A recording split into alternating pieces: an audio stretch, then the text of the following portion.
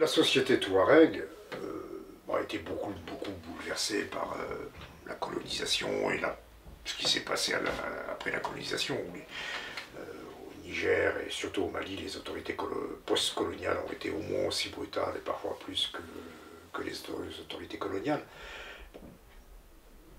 Cependant, il reste quelque chose, il reste un souvenir des anciennes structures sociales. Et disons que moralement, elles sont encore largement présentes.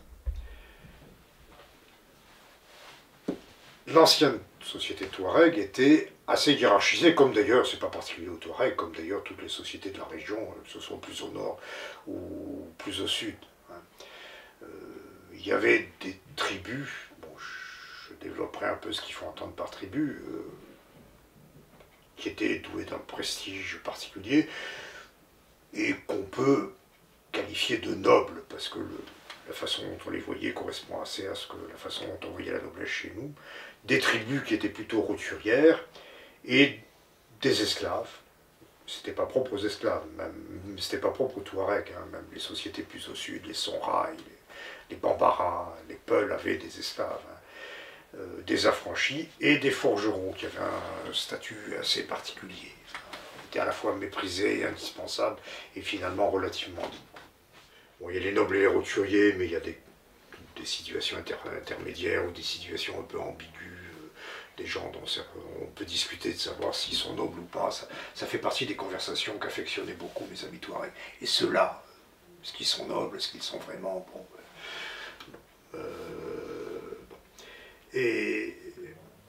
mais ces tribus étaient groupées dans des ensembles que la littérature a pris l'habitude d'appeler des confédérations. Il y avait des blocs, et des blocs très autonomes. Hein, autant l'ensemble du monde touareg n'a jamais été une nation unifiée, on peut dire que les nations touareg, c'était ces confédérations. Alors le mot qu'on traduit par confédération, qui est un mot qui vaut ce qu'il veut, mais il est consacré par l'usage. Bon, dans la région où j'étais, c'était Tamrar, qu'on pourrait traduire par lieu où s'exerce une certaine autorité. Tamrar. Il y a d'autres endroits où on pouvait l'appeler, plus au nord, Tegehe. Alors Tegehe, ça a aussi le sens de descendance par les femmes. Enfin, il y a donc l'idée présente qu'on appartient à un ensemble via sa mère plutôt que via son père, ce qui est dans la réalité n'est pas nécessairement le cas, et pas vraiment le cas. Enfin, bon. Mais bon, le mot existe, enfin, au Hogar en tout cas. Alors, les tribus. Le mot que je traduis par tribu, faute de mieux, c'est le mot touareg taochit. Alors, taochit ou taosit selon les dialectes.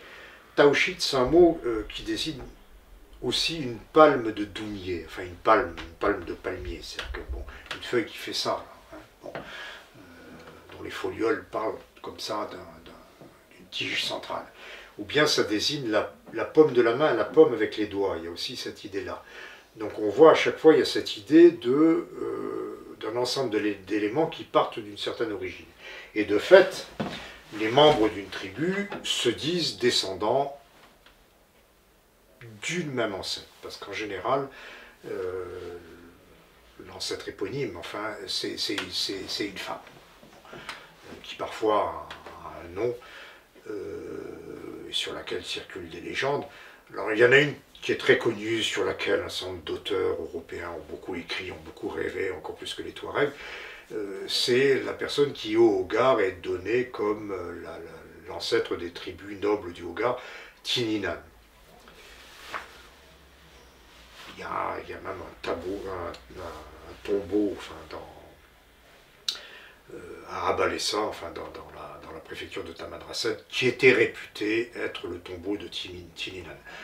On y a fait des fouilles très désordonnées, enfin, au début dans les années 1920. On y a trouvé effectivement un squelette avec des bijoux et quelques monnaies, ou en tout cas des plaques d'or qui avaient été pressées sur des monnaies de l'époque de Constantin. Elle daterait des premiers siècles de l'ère chrétienne. La datation au carbone 14 n'est pas très précise, c'est entre 4e et 8e siècle. Bon. cette personne est-elle vraiment l'ancêtre des tribus nobles du Hogar? Ça, c'est une autre histoire. On en est d'autant moins sûr que, alors qu'on a d'abord dit que c'était un squelette féminin, on commence à avoir des doutes aujourd'hui. Bon. En tout cas, il semble qu'au moins certains Touaregs de la région disaient que ça, c'est le tombeau de Tininan. Et Tininan, on raconte, alors ça, c'est un patron légendaire qu'on trouve un peu dans toutes les origines de tribus Touaregs. Elle venait de loin. Pour Tininan, elle venait du Tafilalet, c'est une région du sud du Maroc. Elle venait du Tafilalet avec, alors selon les versions, sa sœur cadette, ou d'autres versions, sa servante, Takama. Bon, elle est arrivée, elle est arrivée au Hogar, elle a épousé quelqu'un sur place, et d'elle sont nées les tribus nobles, tandis que de sa sœur cadette ou des tribus, ou de sa servante, sont nées les tribus roturières. On trouve ça partout, on trouve d'ailleurs aussi bien dans la Bible, si vous regardez la naissance des 12 tribus d'Israël, c'est exactement fait de la même manière. Ça, c'est un schéma, enfin, un schéma très classique, sur lequel il serait hasardeux de faire des hypothèses historiques. En particulier le fait qu'elle vienne du Tafilalet. Le Tafilalet, c'est une région qui est considérée comme une région où il y a beaucoup de lettrés, enfin, de savants musulmans. Donc les gens qui ont fait circuler cette légende ont voulu montrer qu'à notre origine, il y a une région connue pour sa ferveur musulmane, c'est tout.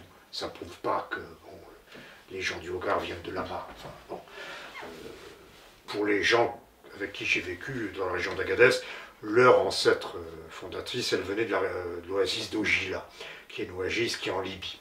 Est-ce que vraiment ces gens-là, les Kelferouane ils s'appelaient, viennent de là-bas? J'en sais rien. Mais en tout cas, le schéma constant, c'est il y a une femme qui vient de l'extérieur, qui est nommée, qui épouse un homme qui souvent n'est pas nommé, et c'est elle et celle qui l'accompagne, sœur ou servante, qui donne naissance aux tribus. L'idée étant qu'une tribu, c'est les descendants d'une même ancêtre. Dans la réalité, c'est pas tout à fait vrai. D'ailleurs, on n'a pas...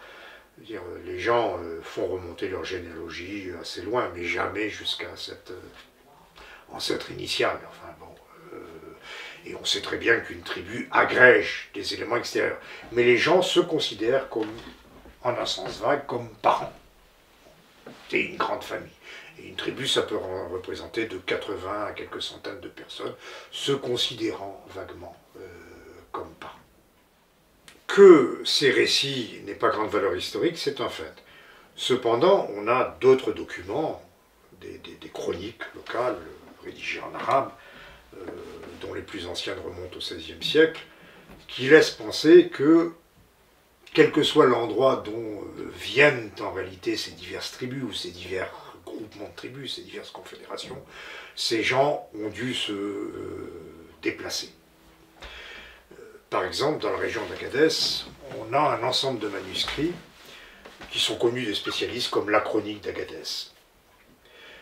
Alors ils ont été recueillis au début du XXe siècle auprès du sultan d'Agadez, d'un personnage qui, dans les textes arabes, s'appelle Sultan, enfin sultan donc, qui n'avait plus à l'époque un grand pouvoir politique, mais qui était, et qui est encore, un personnage très respecté. C'est plutôt un personnage religieux. On le respecte comme un saint homme, et certains disent même, quelques-uns disent qu'il est pourvoyeur de baraka, de bénédictions divines. En tout cas, dans l'entourage de ce sultan, parmi ses lettrés, les premiers colonisateurs français ont recueilli des écrits qui étaient récents. Enfin, même le sultan les a probablement fait remettre au propre pour les donner aux officiers français. Cependant, un grand spécialiste, Norris, qui est un islamologue anglais qui connaît bien les Touaregs, pense que la première rédaction de ces textes pourrait remonter au XVIe siècle. Et dans ces textes, on a une généalogie à peu près continue de la dynastie sultanale, que les textes font remonter à 1405. Et elle est peut-être effectivement très ancienne. Et on fait état aussi de déplacements de tribus. Et dans ces textes, dont certains sont donc d'origine ancienne, sont nommées des tribus dont quelques-unes ont probablement disparu, on ne voit pas à quoi elles correspondent aujourd'hui, mais dont d'autres, on voit très bien à quel groupement elles correspondent aujourd'hui. Et on voit aussi qu'il est question de déplacement de tribus. Alors non pas nécessairement de déplacement depuis Aogila ou Tafilalet, ça, non, mais de déplacement à l'intérieur de l'actuel Niger. Bon. Le sultan, c'est le sultan d'Agadez, il est à Agadez, bon, la dynastie siège à Agadez, mais encore qu'elle a, il y a une époque où elle était tantôt à Agadez, tantôt beaucoup plus au sud, en pays Aoussa, au sud de l'actuel Niger, mais ces documents font état de déplacement de tribus depuis Agadez et le massif de l'Aïr, qui est le massif montagneux au nord d'Agadez, jusqu'au sud. Là, on a bien des déplacements de tribus. Ce qui semble s'être passé, c'est que ces gens étaient obligés, étaient contraints à une certaine transhumance entre le nord et le sud, et petit à petit, ceux qui étaient habitués à aller au sud à une certaine période de l'année, ils sont restés.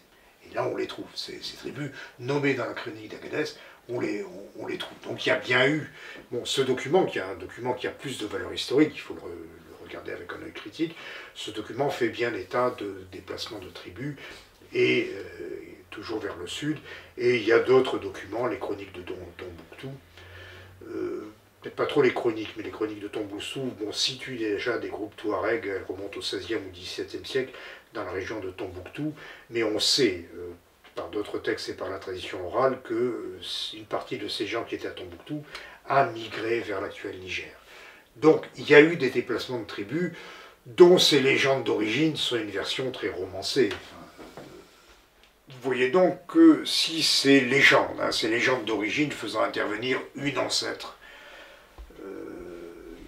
qu'elle soit Tinina, ou Tekama ou d'autres, enfin, ou Sabenas, pour lesquels Ferron que je connais, c'était Sabenas, n'ont pas de valeur historique, il n'en est pas moins vrai, et les chroniques semblent l'attester, qu'il y a eu des déplacements de population.